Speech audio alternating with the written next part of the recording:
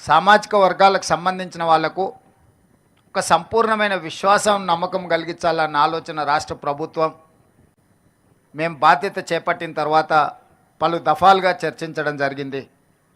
దీనికి సంబంధించి ఉప ముఖ్యమంత్రి బట్టి విక్రమార్క గారు ఇతర మంత్రివర్గ సహచరులతో కమిటీ వేసి అసలు ఎలాంటి ప్రక్షాళన చేయాలి,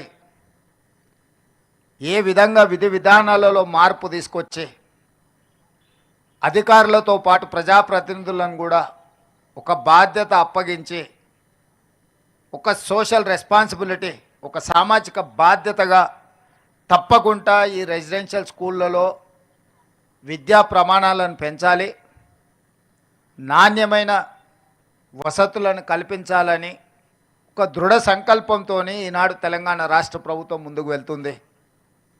అందులో భాగంగానే 8 సంవత్సరాల నుంచి డైట్ ఛార్జెస్ ఎప్పుడు పెంచలే. గత ప్రభుత్వం పెంచాలన్న ఆలోచన కూడా చేయలే.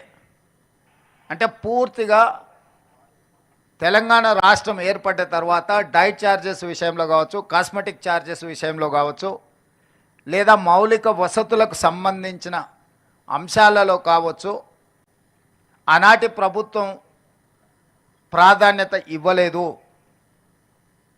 తద్వారా ప్రతిష్ట కలిగిన ఈ రెసిడెన్షియల్ స్కూల్స్ అన్నీ కూడా ప్రతిష్ట కోల్పోయి ప్రజలలో విశ్వాసం సన్నగిలే పరిస్థితి వచ్చినప్పుడు రాష్ట్ర ప్రభుత్వం స్పష్టంగా ఆలోచన చేసి మళ్ళీ ఆ విశ్వాసాన్ని పునరుద్ధరించాలి, ఒక నమ్మకం కలిగించాలి. ఈ ప్రభుత్వం అంటే ప్రభుత్వం మా కోసం పనిచేస్తుంది, ప్రభుత్వం మా ప్రభుత్వం, ప్రజా ప్రభుత్వం అని ఒక నమ్మకం, విశ్వాసాన్ని కల్పించాలన్న ఆలోచనతో సింగిల్ స్ట్రోక్లో డైట్ ఛార్జెస్ విషయంలో 40% ఛార్జెస్ పెంచడం ద్వారా నాణ్యమైన ఫుడ్ని ఈరోజు మన విద్యార్థులకు ఇవ్వడం ద్వారా ఆరోగ్యవంతమైన తెలంగాణగా తీర్చిదిద్దాలని మన ప్రభుత్వం భావించింది. కాస్మెటిక్ ఛార్జెస్ తండాలలో, గూడాలలో, మారుమూల పల్లెల నుంచి వచ్చిన పేద విద్యార్థులు కాస్మెటిక్ ఛార్జెస్ తల్లిదండ్రులను అడగలేక బాగా ఇబ్బంది పడుతున్న సందర్భంలో ఒకసారి కాస్మెటిక్ ఛార్జెస్ గురించి మొత్తం నివేదిక తెప్పించుకుంటే 16 సంవత్సరాల క్రితం దాదాపుగా 2008-09లో కాస్మెటిక్ ఛార్జెస్ పెంచితే 16 సంవత్సరాల నుంచి ఒక్క రూపాయి కూడా పెంచలేదు. 16 సంవత్సరాలల్లో అసలు కాస్మెటిక్ ఛార్జెస్ ఎన్నంతలు పెరిగినాయో అసలు ఊహించలేనంత ధరలు పెరిగినాయి. మరి 2008లో నిర్ధారించిన కాస్మెటిక్ ఛార్జెస్ ఏ మూలకు విద్యార్థులకు సరిపోవడం లేదు. పోనీ అవైనా ప్రతి నెల విద్యార్థులకు చేరుతున్నాయంటే లేదా 6 నెలలకో సంవత్సరానికి ఒక్కసారి ఇస్తే అవి ఎలాంటి ఉపయోగం లేకపోవడం ద్వారా ఈ పిల్లలు తల్లిదండ్రులను అడగడానికి మొహమాట పడి ఇబ్బంది పడి ఒకవేళ తల్లిదండ్రులను అడిగినా ఒకసారి ఇవ్వడానికి ఉండి లేకపోవడం వల్ల చాలా ఇబ్బందులు ఎదుర్కొంటున్నారు. అందుకే ఈరోజు కాస్మెటిక్ ఛార్జెస్ 16 సంవత్సరాల తర్వాత పెంచుతున్నాం కాబట్టి మోర్ దాన్ 200% ఈరోజు మనం పెంచుకోవడం జరిగింది.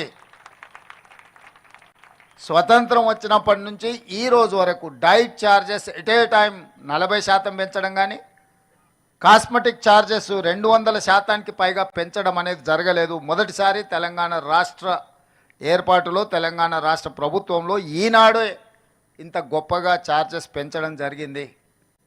ఇంతటితో మా బాధ్యత తీరలేదు, నెరవేరలేదు. ఇది మొదటి పునాది రాయి మాత్రమే. ఈరోజు నేను శాఖకు సంబంధించిన అధికారులతో పాటు బోధనా సిబ్బందికి, బోధనేతర సిబ్బందికి కొన్ని అంశాలు నేను ప్రస్తావించదలుచుకున్నా. ఈరోజు తెలంగాణ రాష్ట్రంలో దాదాపుగా 26,000 ప్రభుత్వ పాఠశాలలు, రెసిడెన్షియల్ స్కూల్స్ ఉన్నాయి, 26,000+. 26,000 పాఠశాలలలో విద్యార్థులు చదువుకుంటున్నది 23 లక్షల మంది. అదే ప్రైవేట్లో 11,000 పాఠశాలలు ఉంటే 11,000 ప్రైవేట్ పాఠశాలలలో ఈరోజు 33 లక్షల మంది విద్యార్థులు చదువుకుంటున్నారు. నేను సూటిగా మా ప్రభుత్వ టీచర్లను నేను అడుగుతున్నా, ప్రైవేట్ స్కూల్స్లో చదువులు చెప్తున్న వాళ్ళు మీకంటే ఎక్కువ విద్యా ప్రమాణాలు ఉన్నవాళ్ళ, మీకంటే వాళ్ళకి ఏమైనా జీతభత్యాలు ఎక్కువ ఉన్నాయా? మీ స్కూల్స్లో ఉన్న మౌలిక వసతుల కంటే ప్రైవేట్ స్కూళ్ళలో ఎక్కువ ఏమైనా ఉన్నాయా? మరి ఎందుకు 26,000 ప్రభుత్వ పాఠశాలలలో 23 లక్షల మంది విద్యార్థులు చదువుకుంటే 11,000 ప్రైవేట్ పాఠశాలల్లో 33 లక్షల మంది విద్యార్థులు చదువుకుంటున్నారు? గ్రామాలలో పేదవాళ్ళు కూలికి పోయి అయినా సరే కూడబెట్టి పిల్లల్ని ప్రైవేట్ పాఠశాలలకు పంపించాలి, ఇంగ్లీష్ మీడియంలో చదివించాలని వాళ్ళు నానా తాపత్రయపడుతున్నారు.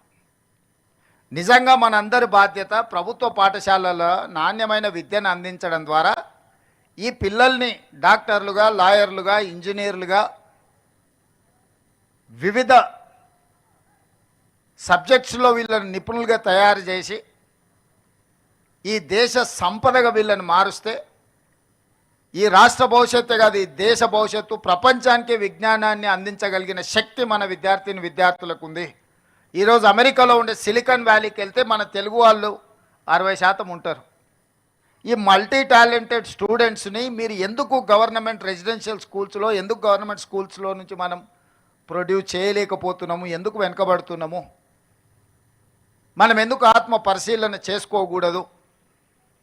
మనం ఎందుకు ఇది మన బాధ్యత అని మనం ఆలోచన చేయకూడదు? అది ప్రభుత్వంలో ఉన్న మా నుంచి మొదలు పెడితే వివిధ శాఖలలో వివిధ హోదాలలో పనిచేస్తున్న